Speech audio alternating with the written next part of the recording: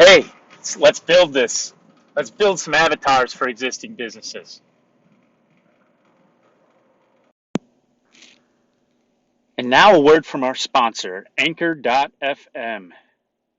Here's the deal. If you haven't heard about Anchor, it's one of the easiest ways to create a podcast. Let me start. In my first episode ever, I talked about fear.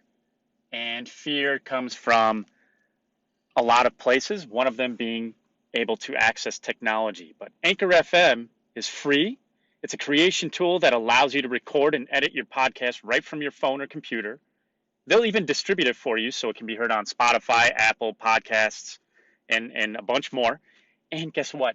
The coolest thing is they even connect you with sponsors if you want at no minimum listenership. It's everything you need to make a podcast in one place.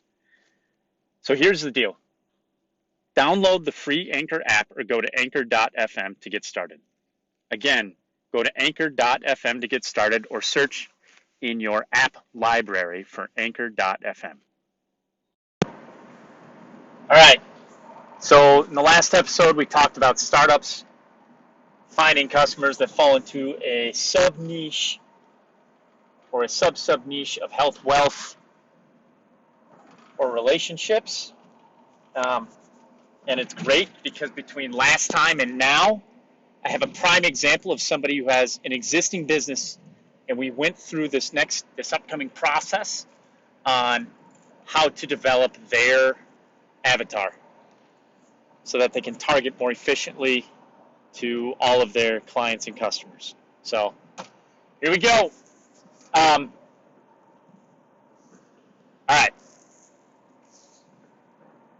So if you were listening to the last time, you should recall the fact that we did talk about health, wealth, relationships. I have learned over time that everything ties back to this. Examples I've heard, Gillette with their razors, they sell relationships because after every time the guy shaves, some woman comes in and touches his face and they embrace. Another example is if you look at cereal commercials, a lot of cereal commercials end with, like, prime example, Kix or Cheerios. Cheerios sells relationships up the yin-yang while subtly selling health because they've got the heart on the box. So they do both in the same commercial. And so, like, for example, the dad's eating and the kid's eating Cheerios too, and they talk about health and heart and all that stuff the whole time while the dad is talking to the kid often, or some arrangement of parent, child, or something along those lines. But yeah, so, all right. So I had this great conversation today with this creator. And this creator is making stuff left and right, and it's good stuff. And all of a sudden, COVID hit, and the thing that they were doing most frequently as like the bread and butter of what they were making was speaking engagements. But we're not even going to talk about speaking engagements yet. I'm actually going to pull it back in because it was very interesting that this individual actually targeted extremely well when it came to speaking, but in creating everything else got blinded by the fact of what most small business owners or existing business owners or medium-sized business owners get stuck in is a couple of things, and I want to dive into it. This individual had created a couple different apps or a couple different websites, a lot of different stuff. Again, this guy's written 4 books. He's built software. He's built online sites that have programming in the back end, so database and like matching. He's built a coaching service. He built a dating site, all this stuff. All right. So I want to talk about this dating site because we were in a group today with one of my other partners. If you've followed me at all, I run a video podcast with my buddy Michael Rampolla, who's this awesome leadership and change agent for individuals and for businesses. But anyway, he invited me to be on this Collab Lab this idea lab, idea collaboration group today as part of our video podcast, Sketchy Ideas. And what ended up happening is we go through and we talk about a bunch of different ideas and we develop them within that. And I realized all of these people have very viable and successful businesses or have worked for very viable or successful businesses in the past. Anywhere from like safety training to software development to sales for distributors, teachers, coaches, consultants. And out of this whole group, there was one person, and I think there were at one point 20 people on this call. There was one person who understood the concepts that we were discussing today and trying to help people figure out why their ideas or their businesses or their new products were not gaining traction at the rate that they needed them to. Which, it's like, it's good stuff. Like, this is the part where if you build it, everybody hopes they will come, and it won't. And then they go, well, I built a website, or I did this thing, and people still don't buy it. And they go, great, so I threw out some ads, and I even drove traffic, and people still don't buy it. And you're just like, okay. So the biggest thing that we talk about with every single one of my coaching clients, every single one of the agency clients, every single business when we talk about teaching or take people through our digital courses, customer avatars. I don't care how big your business is or how small your business is.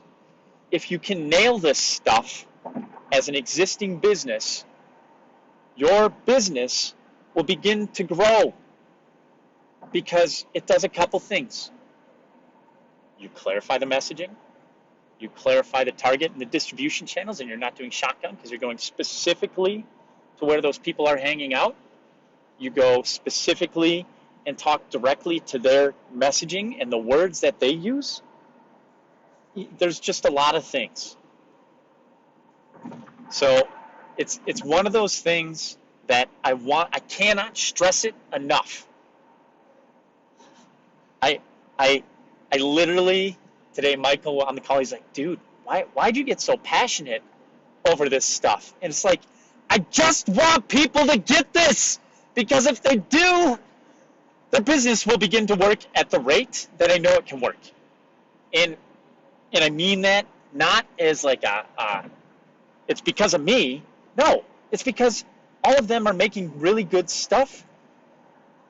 The challenge is that they know, and they're not wrong, they know that their solution, whatever it is, works for a lot of different types of people.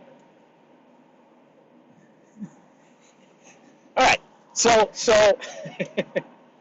back to this guy. This guy's awesome. He built a whole dating site, a whole complete dating site, and he's launched it, like, alone, as far as I know.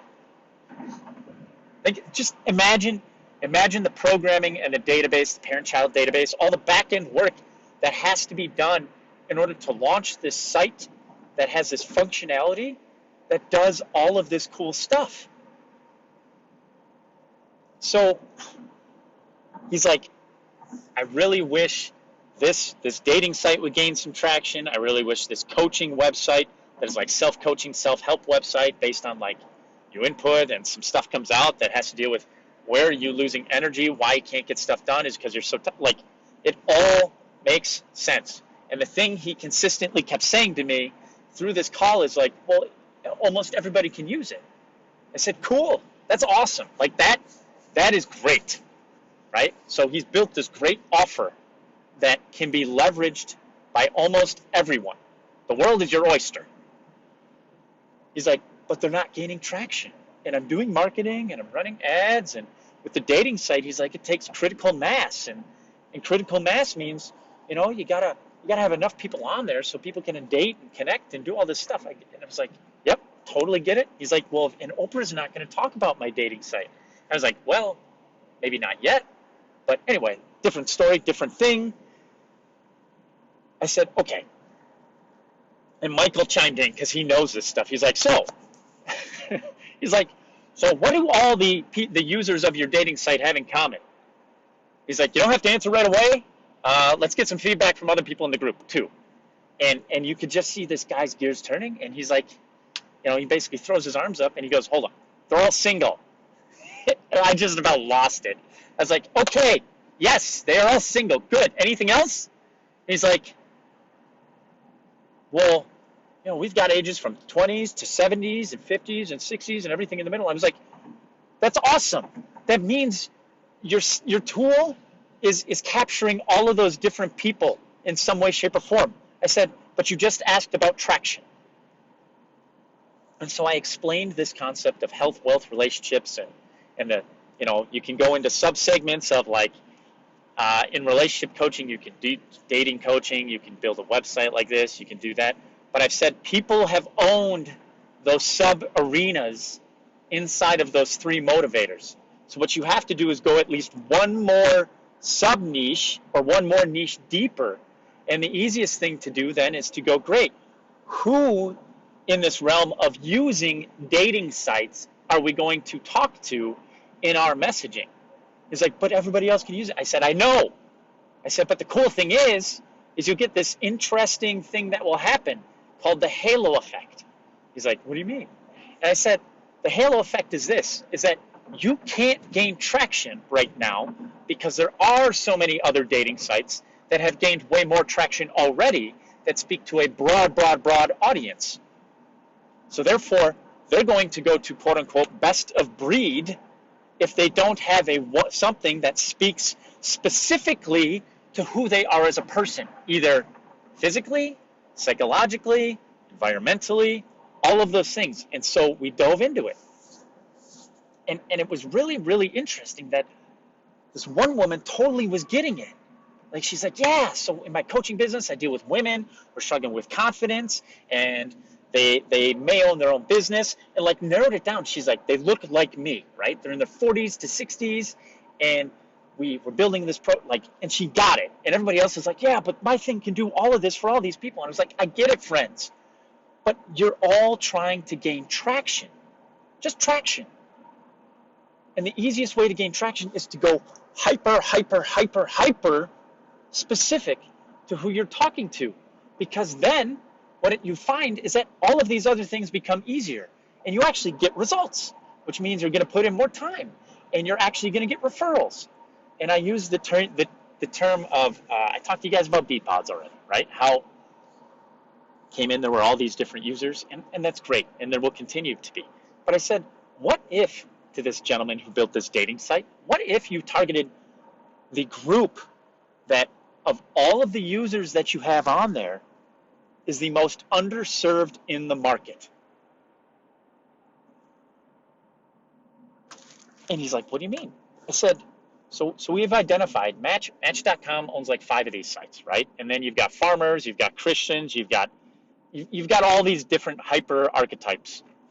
And he's like, well, we do have a lot of older people on there, and I've never, I've thought about it, but maybe it would be interesting to go, like, older people would make the user interface easier to read if they've got. I said, great, keep nurturing on that one. Because do you see what happens with this? Like, if you can be hyper specific, now he's just adjusted what his offer is. He's adjusted the user experience to fit that group. He's already thinking about the details and the technology roadmap. Plus, he started thinking about the messaging, and people started chiming in and helping him because it was extremely specific. So not only that, he was able to get specific help on how to build this out. So avatars and being hyper-specific about who they are make everything else when you're trying to market and sell significantly simpler, not easier, but simpler. You still got to do it all, and it's still very hard. But it becomes clearer and therefore simpler. So if he decides to target people dating, now he can speak to those people. Now, the other part is we didn't even get into this because time ran short. I said, hey, now you can actually define your traffic and where you're going. So if you're going to older people, where are some places you can go? We talk about the Dream 100 a lot. A lot of people, that's a new concept still, but They've been doing it. It's just been called a lot of different things. But I said, go where your people hang out. Oh, AARP, uh, retirement clubs, senior places, right? Like all of these things that maybe older individuals do. Because, and he's like, but maybe they don't use technology. I said, well, something you could test. We in the marketing agency are working with a lot more senior care. That's actually a big part of our printing business. We do a lot. We do forms and everything, and they're looking for solutions that deal with technology because the older people who didn't have technology, now they're coming in and they want tablets and they want phones and they want all this stuff because guess what? My parents are getting older. Your parents are getting older. They've been using phones. They've been using Facebook. They've been using this stuff. So it becomes to be, way more clear. So, all right. So back to that story. Hopefully you got some tidbits from it, but I want you to understand, if you're a business, there's an existing business. There are 3 easy ways for you to identify who a specific target customer, specific target avatar, specific target customer archetype, whatever you want to call it is, right? Go think like it as an entrepreneur and dive down like we did. So 3 main motivators, all the different categories within that motivator, and then the different groups of people out of who would use that category. And you could even take it a step further, right? Because the idea is we're trying to drive that halo effect doing that, okay? That's one way. So motivator down to sub-niche or doubly sub-niche, whatever you want to call it. The next way is to dive into your current users and customers and go, hey, who are the people who buy our stuff the most? The nice thing about doing it this way is that if you dive into your existing customer data, you will get a very clear picture of who those people are. And the cool thing is you can probably do some qualitative analysis of understanding, do I want these to be the people I work with? Because realistically, you probably have some customers that make some money, but it's really, really hard to make money off of them because they're super difficult customers. So that's the other one way to do it, is to dive into your existing data. All right? And then the third way, which it sounds like this gentleman is going to explore further to help build traction for his dating website, is to go in and look at all the different data, right? So take looking at all of his data and go, okay, who out of these customers that enough in proportion are underserved in the market? And then do some research.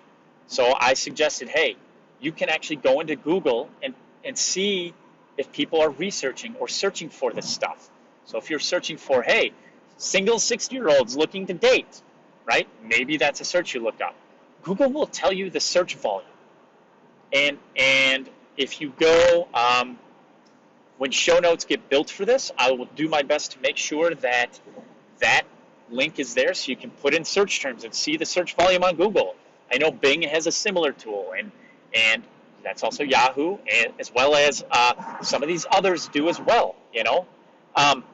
That's one way to do it. You can also, I said, go see if there are ads out there, because maybe it's a market where there are people building stuff, but nobody's become the best at it, right? And there's a whole bunch of ways to test it, but if you decide to go that third route because you don't have enough data to determine who your captive audience is or who your target market is, and you're going to begin testing, you should do some groundwork before you start driving traffic using that as your guiding light, right? And it's not hard. It just takes time, and it takes some logical rationalization of looking at the numbers and the tools in Google, Bing, Yahoo, DuckDuckGo might have something. I don't know. Probably, maybe not. I don't know. Anyway, but yeah. So there's 3 main reasons. Are there other ways? I'm sure, but these are the 3 ways we begin to dive into customer avatars for existing businesses, because these are the simplest ways to do it. And I promise, if you just dive into one of those, so thinking like an entrepreneur because you're trying to capture a new market, just go hypersensitive sub-niche, or go into your existing customer data and understand based on the proportions, who is your ideal customer? Who is your ideal customer? Who is your best customer that's going to make you money? And then the third way is go into that same data if you have it, or target a group of people that are underserved within that data, which is very similar to what we do in the entrepreneurial subset, right? You're taking a category, you're breaking it down to a sub-niche, so a group of targets, and then you're going to go hypersensitive again. And typically that hypersensitivity area is exactly what we're doing for entrepreneurs. We're just reverse engineering it if you have existing data. Make sense? Cool. All right. So again, if you need help on that stuff, you can ping me on Facebook Messenger. Go to the page. BJ James CO is my handle on Facebook. You can find me BJ James 23, Instagram, Twitter, almost everywhere else. I think I have a Pinterest too if you search for Bradley James. But Facebook's probably the best. And again, when the show notes get up, I know we're cruising through. I've been tasked by my team to get out there and put these podcasts together as we run in, and we're going to be able to crank out all of these details. So the website's coming soon with the show notes. The core website you'll be able to go to is bradleyjames.co, and you'll find me there, or bradjames.co as well, I think. No, let's go with bradleyjames.co. So bradleyjames.co, that's BRADLEY James, JAMES.co. Once you start pinging there, you'll begin to find show notes. You'll just have to go to the tab with Let's Build This podcast or Let's Build This show, and we'll be able to go from there. All right? So again, thanks for listening. We're going to dive into some other tools the next time for this. Since we're diving into avatars, we'll probably dive into different pieces you need in order to build out your avatar. So I'm going to give you a whole bunch of think fill in the blank or Mad Libs, and we're going to dive into what those things are and how you can find each of those. So the next one might actually be a video podcast, just in case. So yeah, thanks for listening, and we will talk to you soon. Take care.